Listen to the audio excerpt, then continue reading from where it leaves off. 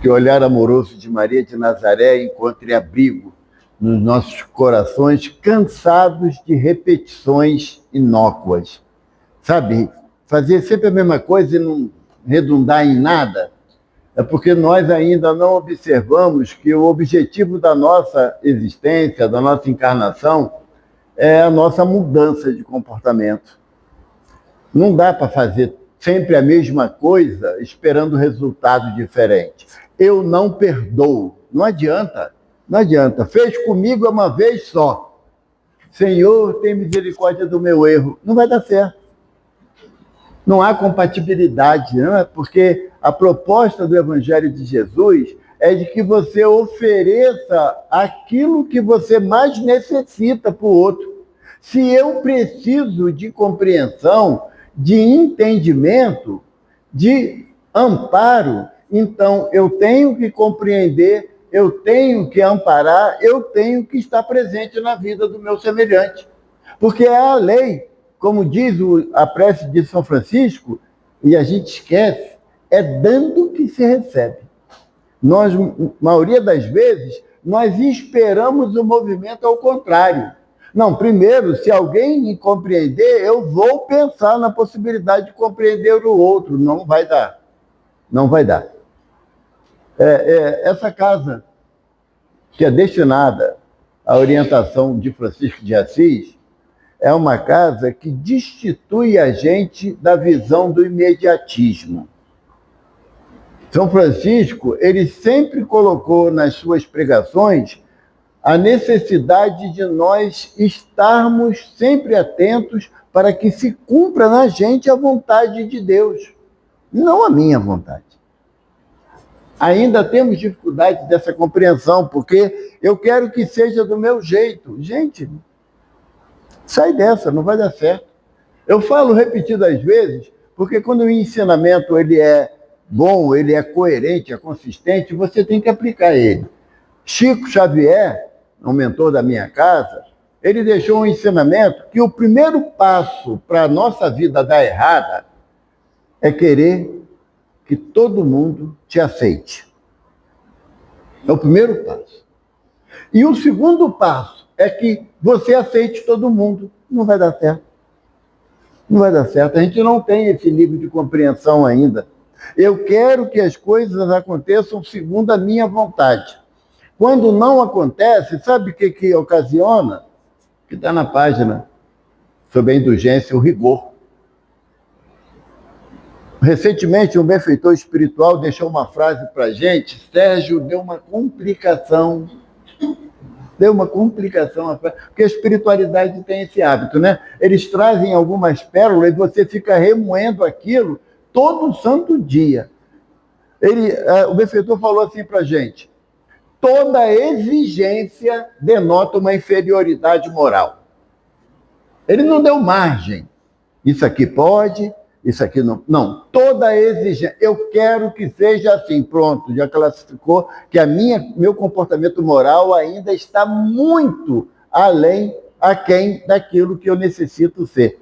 Porque a maior proposta é do Evangelho de Jesus. Aquele que quiser ser o maior tem que fazer o quê? Servir a todos. Servir a todos. Ah, mas não... Cheguei aqui de manhã, essas cadeiras estavam tudo desalinhadas. Um absurdo, ninguém viu isso. Não, eu vi, então eu faço. Ao invés de eu ficar reclamando constantemente, assim, eu falo isso lá em casa, sabe, Sérgio? Que a esposa sai para trabalhar, eu saio para alguma atividade espírita e normalmente eu chego antes dela e aí eu corro, porque eu deixei a cozinha bagunçada. E vai dar ruim para o meu lado, entende? Ela, como saiu mais cedo, eu levantei depois. O que aconteceu com a cama? Está quase virada ao contrário. Aí, então, eu fico no desespero, Sérgio. Enquanto eu não deixo tudo arrumado, ela não vem em casa almoçar. Não é maldade isso? Não é? Podia menos avisar. Hoje eu não vou almoçar em casa. Então eu deixava tudo que estava de tarde. Não, mas ela não avisa. Por quê? Porque se a minha exigência é que a casa esteja organizada, por que é obrigação só dela? Afinal de contas, é minha casa ou é nossa casa? É nosso lar ou meu lar? Se você mora sozinho, beleza. Você só tem que dar explicação a você mesmo. Mas se você mora pai, mãe, irmão, irmã, filho, filha, marido, esposa, então a responsabilidade é de todos. Por isso que Jesus fala, aquele que quiser ser o maior entre todos, seja o servo de todos. Porque a partir do momento que você entra nesse grau de compreensão, você começa a limitar as suas exigências. Eu olho porque eu sou de uma família tradicional, onde o marido era o senhor e a esposa era a serva vigilante. Antigamente era assim, né? A mulher não tinha direito à opinião. Meu pai chegava em casa e ele queria beber água, sabe? E era a época da moringa ainda. Né? Os mais novos não têm nem ideia do que seja. Mas era a época da moringa, não tinha geladeira. Era uma moringa que ficava em cima da mesa, né? E o copo do lado. Se o copo não tivesse do lado, o velho ficava um bicho. Porque ia cair a mão dele. Ele ia até a cozinha pegar um copo e botar ali. A gente não é, muitos de nós dessa geração, o tempo mudou, gente. O tempo mudou. A responsabilidade hoje é dos dois. O meu sogro vai fazer 91 anos, com as graças de Deus. E a minha sogra tem 85. Vai ele nessa onda de que o copo não está perto da moringa para ver o que acontece com ele. A sogra fala assim, quem quer beber água é tu, vai lá e pega. E eu acho justo. Porque nós temos uma linha muito tênue entre aquilo que é a questão da urbanidade com a questão da submissão. Não é a proposta do Evangelho que a mulher seja submissa ao homem. Porque Paulo de Tarso fala isso na carta aos Coríntios.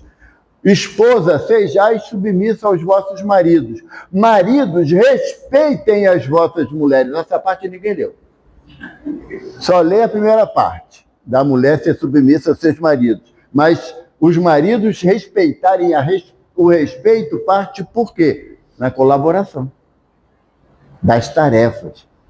Eu não estou falando isso porque o Evaldo, ele faz... Está aqui uma filha minha do coração aqui, frequenta a minha casa. Ela sabe que hoje você ir daqui, Sérgio, eu tenho que fazer almoço.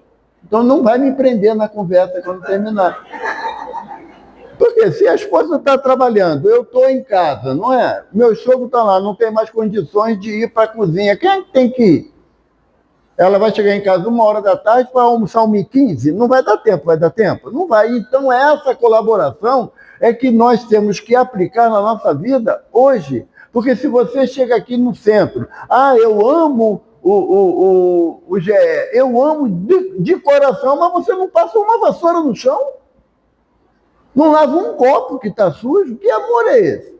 É o amor de servidão? A casa me serve e eu a amo. A casa não me atende, eu deixo de amar? Não. Eu estava falando, antes de começar a reunião, pedindo o equilíbrio da nossa permanência, eu lembrei de Divaldo. Divaldo Franco foi fazer uma palestra no interior de São Paulo, e quando ele chegou, aquele alvoroço, né, pessoal? Aí Divaldo falou assim, quando ele começou a palestra, ele falou assim, diz-nos a espiritualidade que a casa espírita, além do aspecto de um hospital, tem também o aspecto de uma escola. E quando nos reunimos sobre essa escola, viramos um bando de pardal. Já viu o pardal entardecer? Né? Lá na terra, ciscando na areia, aquela algazarra, somos nós. A gente não perde esse hábito de estar reunido, né? E estar num conversê. Evidentemente que, como a nossa irmã falou, não é uma questão de arrogância, mas de objetividade do que viemos buscar aqui. O que eu mais preciso é de equilíbrio na minha vida e de harmonização. Aonde eu vou encontrar isso? Na casa espírita, não. Dentro de mim. Dentro de mim.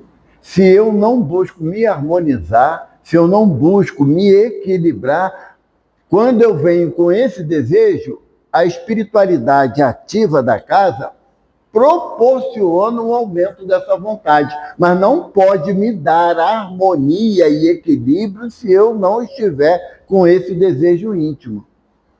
Então é uma busca constante do nosso equilíbrio da nossa harmonização.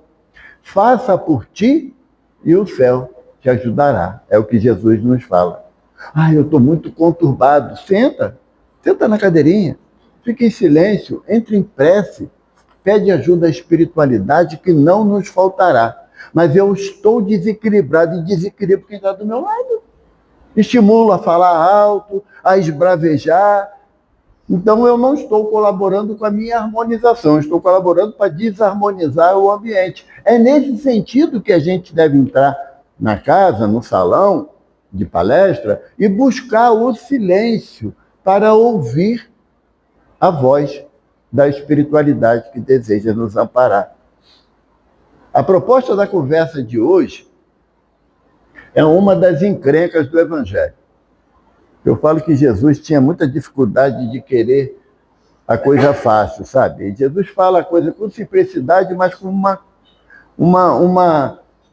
uma complexidade muito grande de entendimento para nós, que somos espíritos rebeldes. Sabe? O Raul Teixeira fala uma frase numa palestra dele que eu achei muito interessante. O Raul fala que ser espírita não é para quem quer, é para quem aguenta. Porque se você for seguir a base daquilo que os espíritos nos orientam, tu vai ter que mudar, não tem opção. Porque a síndrome da Gabriela, lembra? Eu nasci assim, eu cresci assim, eu vou morrer assim, eu vou voltar para um umbral assim. Eu não mudo. Você acha que vieram da onde? Nosso lar? Engano. Entende? Tem chance. Tem chance. Ainda mais, assim, eu costumo dizer o seguinte, eu tenho certeza absoluta que eu vim de uma região de sofrimento, do plano espiritual para o plano material. E se eu tenho tanta gente para me escutar, olha a afinidade. Entendeu? Viemos do mesmo lugar. Por quê? Porque a necessidade da reformulação de conduta é de todos nós. É lógico que a minha responsabilidade é maior, porque eu que falo, né? A orelha, não é pequena. Quando eu comecei na doutrina, Sérgio, minha orelha era pequenininha, bonitinha. E agora que ficou? Eu acho que é pro chão. Então, todos nós estamos aqui para aprender e mudar comportamento, mudar o entendimento de algumas coisas. Nós não seremos servidos por todos, porque isso já tentamos em existência passada e não foi legal. A proposta agora é de servirmos. Então, o tema de hoje é o óbolo da viúva. Está anotado por dois evangelistas, Lucas e Marcos. E os dois anotam no mesmo caminho. Que está lá no Evangelho, que diz que estão Jesus sentado no templo, à frente do gasofilácio. Primeiro, se Jesus estava sentado, o templo de Jerusalém, ele tinha 3 separações bem caracterizadas. Tinha um pátio dos gentios, numa acepção, assim, um pouquinho para a gente poder situar, é o terreno do centro, era o pátio dos gentios. Qualquer pessoa podia entrar, podia assistir ali, que tinha às vezes rabino falando sobre a Torá, então podia ouvir. E no pátio dos gentios, onde todos podiam participar, todos mesmo, até as mulheres podiam, olha que coisa legal, né? As mulheres só podiam entrar no pátio dos gentios. E ali tinha um gasofilácio. O que era gasofilácio? Gasofilácio era uma peça de metal, nome de bronze, que ficava num dos cantos do pátio dos gentios, onde as pessoas faziam as suas ofertas, colocavam as suas doações. À época de Jesus, não existia a cédula, o papel, era só moeda ou pepita de ouro, diamante, era só pedra em geral, ou metal em geral. E esse gasofilácio, ele tinha uma boca e ele era em espiral. E caía onde? Na mesa do tesoureiro. Por isso que todo tesoureiro é encrenqueiro, né? O presidente quer fazer, o tesoureiro fala, não tem dinheiro. Arruma a doação que a gente faz, não é assim? Não é assim? Não, você que é tesoureira? Tesoureiro é encrenqueiro. A conta nunca fecha para tesoureiro. Então, o gasofilácio caía o dinheiro na mesa do tesoureiro. Como era em espiral e só tinha moeda ou pedra, quando botava ali, o que fazia? Tilim-tim-tim, né? O barulho. Então, quando assim, chegava assim, a pessoa assim, igual o Sérgio, né, com uma bolsa de moeda de ouro, o Sérgio não botava a bolsa toda. Ele botava uma a uma. E aí todo mundo olhava. Caramba! Já eu perdi a conta. Cheguei em 100 moedas, perdi a conta. Aí todo mundo olhava para o Sérgio, quando o Sérgio saía, todo mundo rendia homenagem a ele, porque era rico. Até hoje é assim. Né? Até hoje é assim. Sérgio vai falar assim, olha só, gente, na quarta-feira que vem, quem vem fazer a palestra aqui é o Haroldo Dutra Dias. Vai começar 7 horas da manhã, 6 horas não tem mais lugar. Não é? Todo mundo quer ver Haroldo. Por quê? Porque a gente ainda se encanta pela posse ou pela aparência exterior. A gente ainda tem essa dificuldade. E no gasofilácio não era diferente. Quanto mais barulho fazia a oferta, mais atenção chamava de todos. Lembra? Pátio dos Gentios. O pátio dos Gentios em Jerusalém abrigava confortavelmente 5.000 pessoas. Confortavelmente. Depois do pátio dos Gentios, tinha o pátio dos homens. Já dizia o nome. Mulher não entra. Se entrar, pode morrer, porque não era permitida. E ali também não entrava nenhum estrangeiro, só judeu podia entrar no pátio dos homens. E o terceiro aspecto era o Santo dos Santos, aonde só entrava o sumo sacerdote uma vez por ano, na Páscoa, para poder receber as orientações espirituais. E Jesus estava sentado no pátio dos gentios, aquela multidão, e toda hora um barulho diferente no gasofilácio. O mestre olhando, e viu chegar uma senhora bem velhinha, simplesinha, porque simples é diferente de humilde, tá? Humilde não é condição de exteriorização. A humildade é um sentimento íntimo. Não é porque se veste com dificuldade que é humilde, não. Pode ser simples no aspecto financeiro, mas a humildade não depende da questão social, mas da questão moral, questão íntima. E Jesus olha, vê que é uma viúva. Por que era uma viúva? Como é que Jesus sabia que era viúva? Tudo bem que o mestre sabe tudo. Ele não precisa que a gente verbalize para ele nos conhecer. Mas Jesus diz a tradição hebraica que a viúva pobre... O que é viúva pobre? No meu primeiro casamento, eu fui abençoado com 4 filhas. 4 filhas. Nessa existência, eu não tive filho, só filhas. Graças a Deus. Homem é muito complicado, mulher é mais fácil. Né? 4 filhas, todas 4 casadas, uma maravilha. 7 netos, sabe? Quando eu desencarnar, a mãe das minhas filhas não tem direito à minha herança. A herança só era direita do filho homem. A filha mulher não tinha direito à herança. Todos os meus bens voltariam para a minha família anterior, para meus irmãos, meus pais. Não ficava com a minha mulher e com meus filhos. Então, o que a viúva de filha mulher tinha que fazer? Trabalhar, mas não tinha trabalho. Não tinha trabalho. Só tinha como opção, tinha 3 opções. Lavar roupa de alguém, certo? Lavar roupa de alguém, mendigar ou se prostituir. Só tinha essas 3 opções da mulher. E na percepção de ver um filho passar fome, a mulher, ela não mede esforços para que aquilo não aconteça com seus filhos. Então, quando Jesus fala que entra uma viúva, porque ela tinha que usar um chale específico da viúva pobre. Ela tinha que usar aquilo, era característica dela. Por quê? Porque a obrigatoriedade do Templo de Jerusalém com o dízimo é uma instituição, me perdoe os irmãos evangélicos e católicos, mas o dízimo era uma imposição à época do Templo de Jerusalém para que o templo pudesse cuidar das viúvas e dos órfãos. Caso não saiba, não existe mais o Templo de Jerusalém há quase 2000 anos. Então, o dízimo não se justificaria e, em momento algum, Jesus colocou o dízimo como sendo uma condição. É por isso que a Casa Espírita não pode pedir colaboração financeira regular. Não, você tem que dar todo mês X. Não pode. A casa espírita, como a nossa irmã falou, vive da colaboração de todos nós nos diversos aspectos que a casa oferece. É evidente, se chegar alguém querendo fazer uma doação espontânea, a tesoureira ali vai rir de orelha a orelha, de felicidade, mas não que vai ser condição. Você só pode entrar aqui se você tiver o compromisso de dar X% do seu salário todo mês. Não existe essa possibilidade. Então, quando olha, Jesus diz que uma mulher viúva, uma pobre viúva, deitou no gasofilácio 2 moedas, eram moedas de, assim, se você quiser fazer uma correlação, de 1 centavo. Você nem consegue achar mais moeda, né? Só no máximo de 5 centavos, né? De 1 centavo não acha mais. Mas ela deitou 2 moedas de 1 centavo. O que daria para comprar? Hoje? Nada.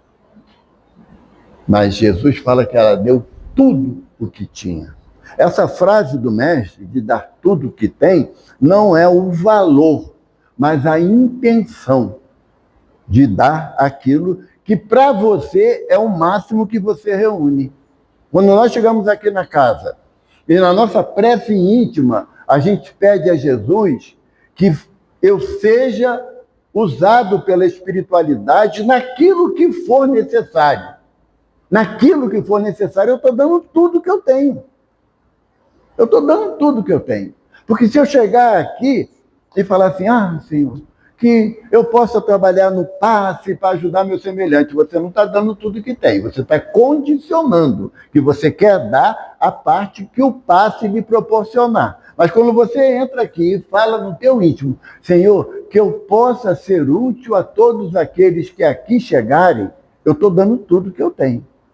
E é de um valor inimaginável. E não é só para quem é trabalhador da casa, não. Todos nós que somos participantes de qualquer atividade na casa, naquele momento que eu chegar. Se eu me colocar à disposição da espiritualidade para fazer o que for necessário para ajudar o meu próximo, é como se a espiritualidade vibrasse, sabe, de alegria, porque chegou alguém, embora pobre e viúvo, mas com desejo de colaborar. Porque se eu venho aqui apenas na condição de receber, não, eu estou precisando. Tem um ditado popular, uma filosofia popular, que fala que ninguém é tão pobre que não tenha nada para dar, nem tão rico que não precise de nada. Não tem essa filosofia? E nós aplicamos isso ao ensinamento do Evangelho, quando o mestre fala que nós temos que estar propício a dar tudo o que temos. Um olhar amoroso, um sorriso fraterno, um abraço afetuoso. Custa quanto? Vai ter que meter a mão no bolso e desembolsar quanto para fazer isso? Uma pessoa que chega... Tem alguém que visita hoje a nossa casa? Que maravilha. Todo mundo comprometido, né? Primeira vez? Primeira vez. Tem? Não, é todo mundo encrencado mesmo, aqui. É todo mundo encrencado, não tem solução. Se nós nos entendermos que não sendo a primeira vez que eu venho à casa, primeira vez que eu venho com o desejo realmente de receber ajuda. Isso é fato. É fato. Por isso que o Sérgio me chama sempre. Mas eu tenho também um entendimento que algo de bom de mim, que é pouco, eu posso dar. Eu posso dar. Certa vez, Chico, isso está na biografia do Chico, o Grupo Espírita da Prece, lá em Uberaba, abria literalmente às 7 horas da manhã, todos os dias. Todos os dias. E sempre tinha pessoal de plantão para o atendimento fraterno, como você falou, para dar alguma explicação a alguém que pedia. E o Chico, Emmanuel disse para ele que dormir mais do que 4 horas por noite é luxo. Então o Chico ia dormir 1 hora da manhã e acordava às 5. Todo dia. Todo dia. Porque o Chico era comum ele perguntar: que dia é hoje mesmo, mesmo? Porque ele já perdia a noção de tempo e espaço, de dias da semana. E o Chico chegou na casa um dia, era 7h30 da manhã, e ele via que tinha uma pessoa escrevendo à mesa, sentada escrevendo alguma coisa, e 5 pessoas paradas olhando para frente. E o Chico chegou perto das pessoas, cumprimentou uma por uma. Ele sentia um hábito de beijar a mão da pessoa. E quando a pessoa que estava escrevendo olhou, falou: ah, Chico, eu estava aqui fazendo anotação para poder fazer a prece. Aí ele falou assim: minha filha, quem tem dor tem pressa, não tem prece. Porque muitas das vezes nós nos excusamos na prece e esquecemos a atividade que a gente tem que desempenhar, sabe? Eu vou chegar aqui, fechar meu olhinho aqui, ficar em posição de prece, então eu vou assim, vou estar rezando, está bem concentrado. Eu esqueci de botar a água do cachorro. Meu Deus, ele vai beber água no banheiro, quer ver? Chega em casa, tá... Sabe, eu estou fazendo prece ou eu estou vinculando os meus pensamentos a uma ação pessoal, íntima, só minha. Então é melhor eu trabalhar em prol do outro. Porque a melhor prece que existe é a prática da caridade. Prática da caridade é ajudar o outro na necessidade dele, não naquilo que eu quero dar. Aquilo que eu quero dar não é o meu óbolo. A necessidade do outro é o meu óbolo. É o meu óbolo. E o óbolo é o quê? É a menor partícula da minha posse. E a menor partícula da minha posse para o outro pode ser muita coisa. Para mim pode ser pouco, mas para o outro é muita coisa. Porque quando Jesus fala que todos que deitaram vultosas quantias num gasofilácio não conseguiram alcançar o nível de doação da viúva pobre. Não conseguiram. O Sérgio deitou lá, uma bolsa lá com 200 moedas. Eu sigo o que está escrito aqui. Mentira. Que seguisse não ficava ostentando. Sabe? Ah, eu conto isso, porque às vezes eu conto umas derrotas minhas, sabe, Sérgio? Para ver se a gente aprende, né? Porque muitas vezes a casa vai fazer 60 anos. Aí o Sérgio chega e fala assim: daqui a 40 anos, muito suor, muita lágrima, muito aborrecimento. Não, então você ainda nem chegou na casa. Ainda nem chegou na casa. Porque o fato de você estar na casa é você compreender que a sua necessidade é maior do que daqueles que chegam. Então você tem que estar disposto a dar permanentemente. Na nossa casa, há uns 8 anos atrás, eu ficava na recepção, aí uma jovem chegou perto de mim, naquela época eu me chamava de seu Evaldo, depois virou bagunça. Seu Evaldo, quantos anos o senhor está na doutrina? Gente, tomei uma postura bem arrogante. 40 anos. Aí eu ouvi aquilo assim: quanto tempo a doutrina está dentro de você? Aí eu falei para a garota: isso não adianta nada, minha filha, pode estar 40, 50, 60 anos. Se eu não tiver 1 minuto do evangelho dentro de mim, na prática do bem, eu não estou fazendo vantagem nenhuma. Porque eu sou o arrogante que deita muitas moedas para chamar a atenção, mas ainda não tenho a capacidade de dar o que eu posso, o máximo que eu posso, para o meu próximo, para o meu semelhante. Dentro da casa espírita não existe, no entendimento do Evaldo, não existe assistido. Não existe. Porque eu venho aqui para ser assistido pela espiritualidade. Qual a minha diferença daquele que vem em busca de uma cesta básica? O tipo de alimento. Só isso que é a diferença. Eu venho atrás do alimento espiritual pela minha fome. E é uma fome que não se sacia. Por quê? Porque eu preciso do Evangelho de Jesus a cada segundo da minha jornada, como encarnado ou desencarnado. Então não existe diferença. Ah, não, porque o assistido tem que essa recomendação, essa orientação. E aquele que pretende assistir o assistido, ele não tem? Maior ainda do que aquele que vem aqui pela primeira vez ou vem poucas vezes, de acordo com a sua necessidade. O óbolo da viúva é a parte mais importante que eu estou doando para Deus.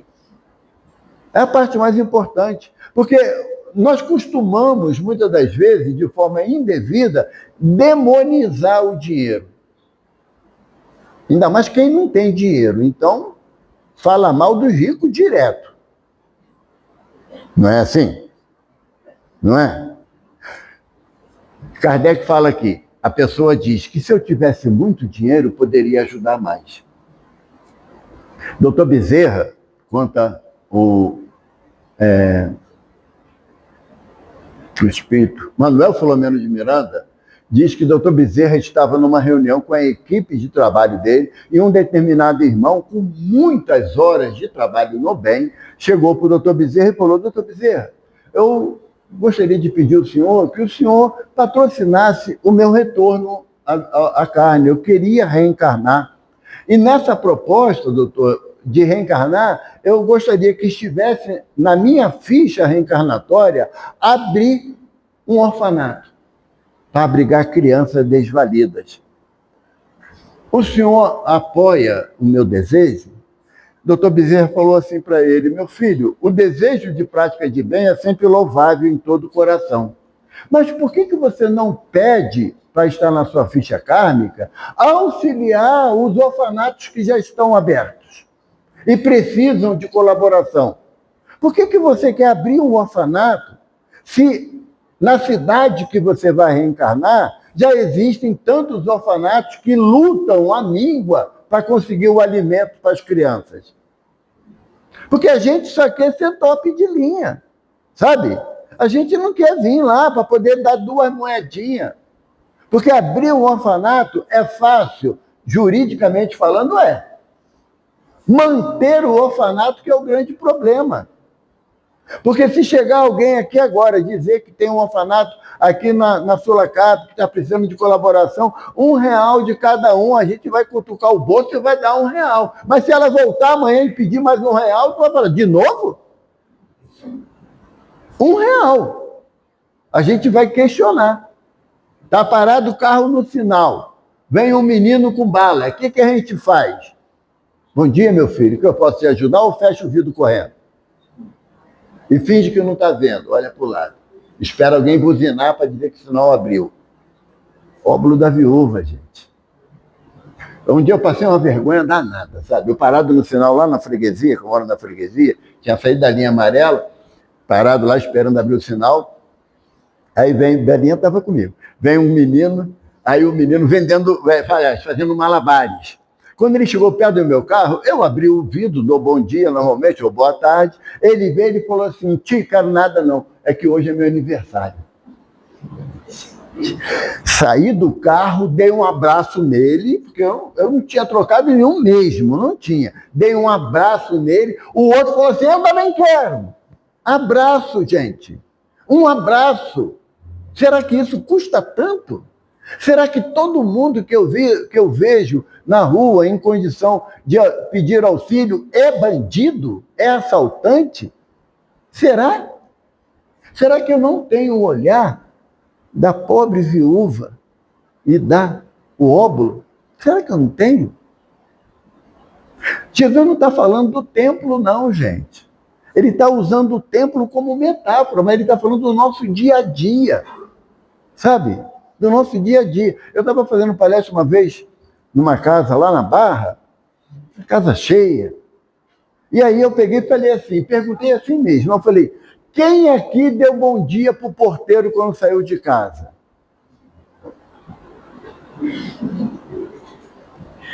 Todo mundo abaixou, porque a gente não lembra do mínimo da educação e do carinho, que é dar bom dia para o outro.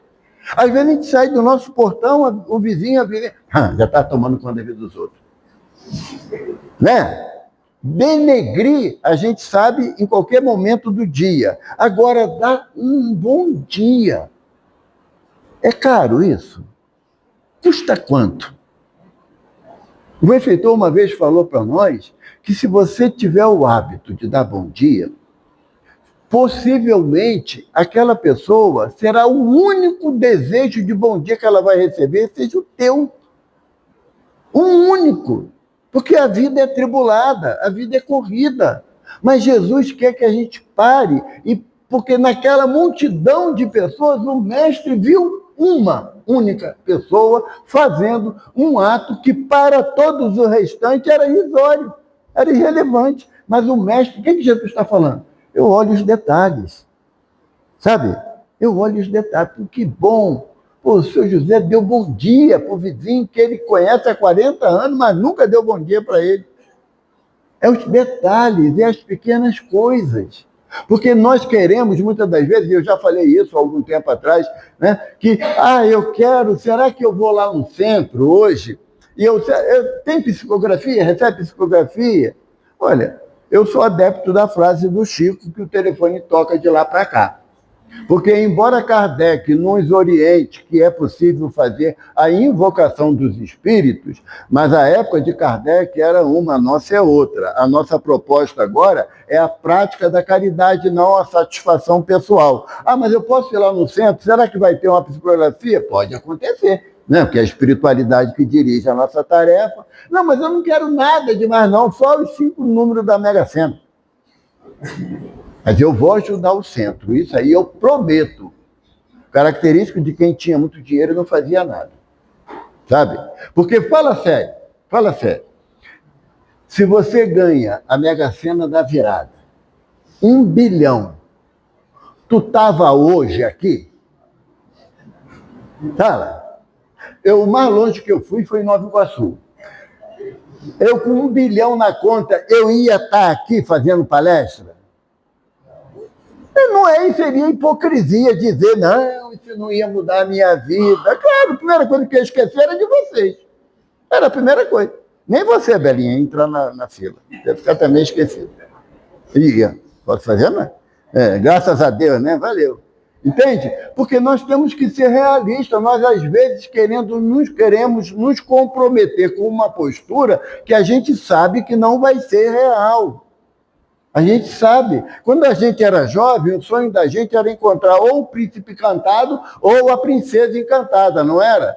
Tem gente que beijou o sapo, tá achando que vai virar príncipe, não vai. E o outro tá beijando ela achando que vai acordar, não, ela vai continuar no pesadelo. Porque nós não vamos mudar repentinamente a nossa atitude se não for de dentro para fora. Não vai ser. Chico era acompanhado por um casal, Nena e um marido, seu Galves, que eles eram extremamente ricos. À época de encarnado, era empresário em São Paulo. Mas eles tiravam um fim de semana para ir andar com o Chico na comunidade do Pássaro Preto, lá em Uberaba.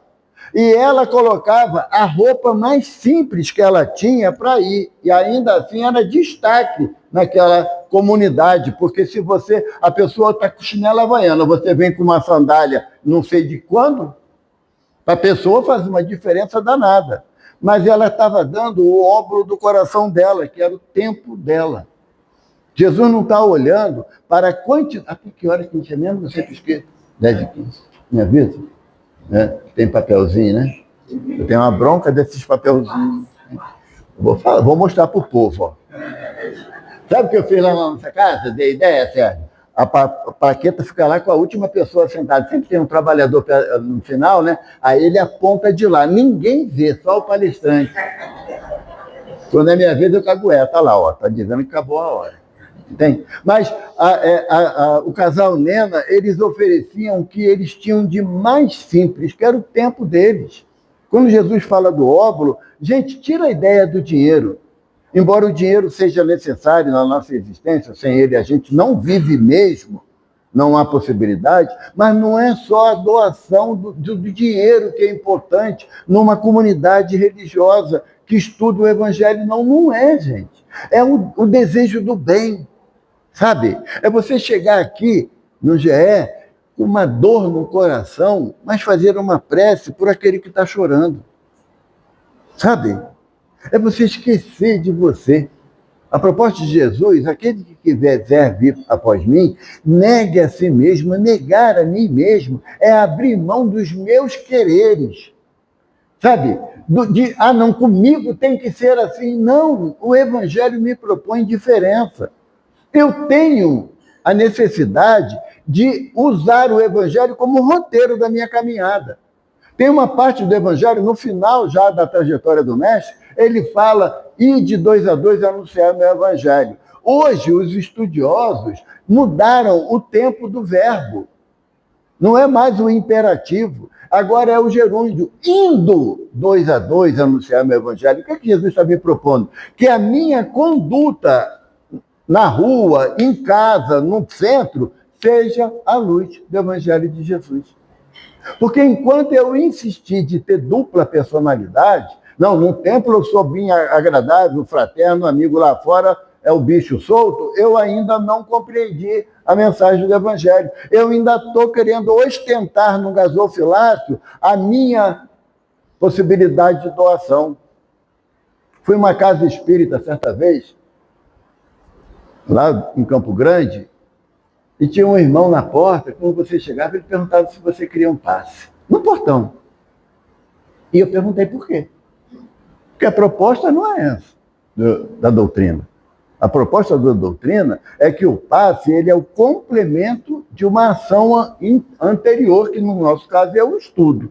Ao final da reunião, ser promovido o passe faz parte do contexto que a doutrina oferece, que é o momento onde você, prestando atenção na mensagem do Evangelho, você se coloca em condições do passe. Agora, no portão, não, porque eu sou o único médio passista que posso dar passe no portão.